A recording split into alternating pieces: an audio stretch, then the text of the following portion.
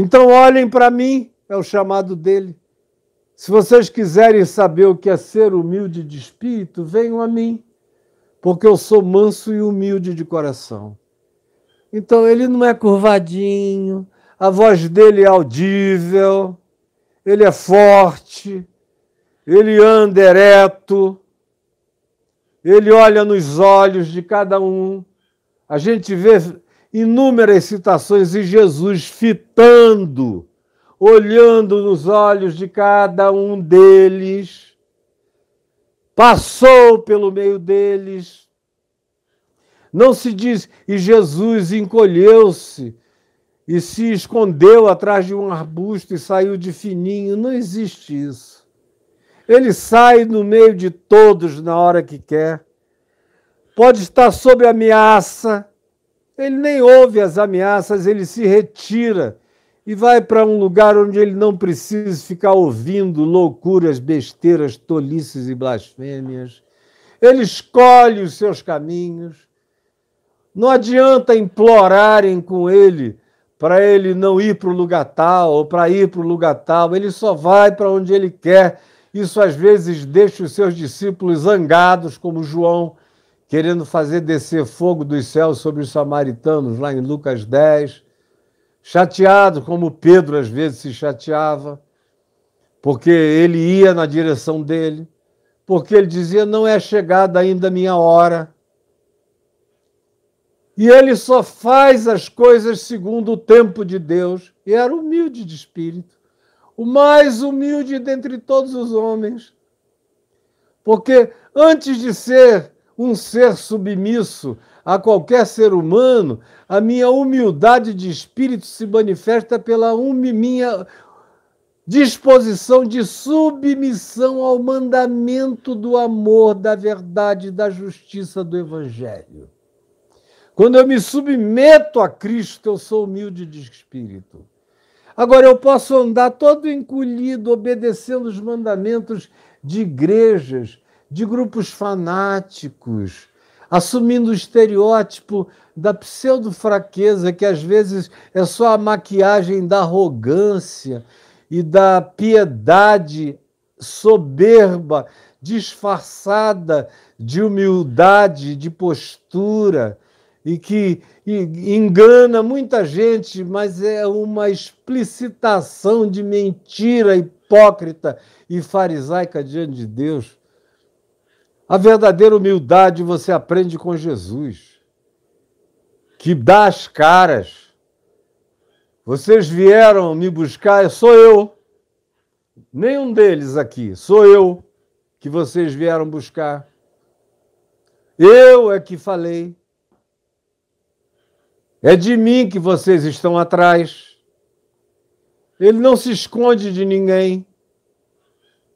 Ele não se oculta, e quando se oculta querendo descansar, lá no caso da mulher cirofenícia, em Mateus 15, em Marcos, nos textos que aludem àquele fato, a mulher entra e ele é humilde o bastante para se deixar vencer numa guerra de repentes, como no Nordeste brasileiro, numa guerra de adágios populares, a mulher termina com aquela afirmação linda, eu sei, Senhor, mas eu sei que os cachorrinhos debaixo da mesa comem das migalhas dos filhos das crianças.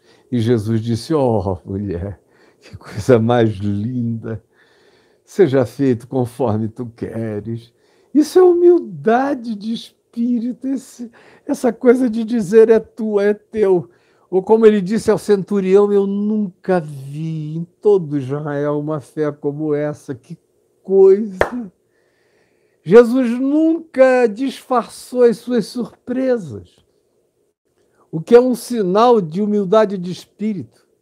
Porque gente que não é humilde de espírito, em geral, mesmo quando é ultra surpreendida pelo inusitado, faz de conta que está blasé, que aquilo para ele não é nada. Nada. Você sabe do que eu estou falando, porque muita gente aqui é assim. Vê o que nunca tinha visto, ouve o que nunca tinha ouvido, aí você ouve depois a pessoa diz, foi legal, foi bom, foi bonzinho. Foi razoável. Quando, na realidade, ela está chocada porque ouviu o que nunca tinha ouvido, hein? Aprendeu o que nunca tinha aprendido, só não quer dar o braço a torcer pelo orgulho horroroso, perverso do coração. O humilde de espírito não contém a sua perplexidade de aprendizagem, não esconde o susto da revelação, não encobre a alegria da surpresa que lhe invadiu a alma como graça completamente nova. O humilde de espírito não se oculta. Ele não anda com prevenções, mas também não anda com ocultações. É como eu aprendi com meu pai, que dizia: meu filho, eu não tenho nada a esconder e também não tenho nada a revelar. Não me sinto na obrigação de revelar nada e também sei que não tenho nada a esconder, mas não é porque eu não tenha nada a esconder que eu tenho que sair dizendo tudo aquilo que venho a me inquirir. Eu tenho a liberdade de silenciar na minha paz, que é como você vê Jesus praticar diante de autoridades e do sinédrio. Não se esconde, não tem nada a esconder, mas ele diz: não tenho nada a declarar. Ou ele pode dizer: quem está dizendo é você. Eu mesmo estou calado, só falo quando quero. É o humilde de espírito que diz: a minha vida está lá no Evangelho de João, ninguém a tira de mim. Pelo contrário, eu espontaneamente a dou. Esse é o humilde de espírito, que não é aquele cara que se oferece para ser joguete para lá e para cá. Não, a minha vida é minha. Eu tomo decisões e vivo com as consequências. Mas nem por causa dessa capacidade resolutiva o indivíduo deixa de ser o humilde de espírito. O maior humilde de espírito, aquele que, como diz o Salmo, tu abres os meus ouvidos todas as manhãs e tu me dás uma língua de eruditos. É Jesus. O humilde não é alguém que não tem a erudição espiritual. O maior de todos os eruditos é Jesus. É ele que confunde os sábios, os entendidos, os acadêmicos, os escribas, os estudiosos, os mestres em Israel, que se perplexificam diante da humildade explícita e rasgada das revelações que ele trazia. E a humildade era tão grande que ele as declarava sem nenhuma arrogância, sem nenhuma soberba. Era natural para ele declarar aquela verdade quando ele queria. Havia ocasiões que ele dizia, como disse aos discípulos: muitas coisas eu ainda tenho a vos dizer, mas não posso declarar agora porque vós não estáis preparados para entender. Tenho muito a falar, mas vocês não estão preparados para entender, eu vou calar. Você vê que o próprio processo pedagógico de Jesus está claro nos evangelhos. Por exemplo, aqui no Evangelho de Mateus, Jesus vem ensinando sobre quem ele é, a morte dele em Jerusalém, como ele iria sofrer, ele vem falando.